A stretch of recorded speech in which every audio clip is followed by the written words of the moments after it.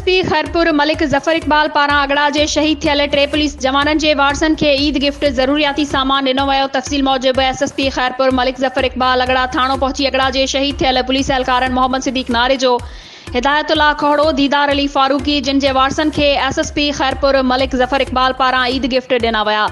उन मौके ते एसएसपी खैरपुर शहीद एहलकारनि जे वारसनि खे दुख सुख में साथ ॾियण जी यकीन दहानी कराई। प्रोग्राम में आयल सभु मौज़िज़ शख्सियतनि मेहमाननि जंहिंमें सिराई महर अली सियाल, डॉक्टर मंसूर मरखंड, सैयद जमन शाह, मीर अब्दुल हादी टालपुर, खमीस अली सियाल ऐं सियासी समाजी अॻवाननि पिणु शिरकत कई। उन मौके ते आयल मेहमाननि एसएसपी खैरपुर जे उन अमल जी तमामु घणी तारीफ़ कई ऐं चयो त असांखे अहिड़नि ऑफिसरनि जी सख़्त ज़रूरत आहे जेके पंहिंजे फोर्स जे एहलकारनि ऐं शहीद थी वियल जवाननि जे वारसनि सां हर दुख सुख में शरीक थियनि था।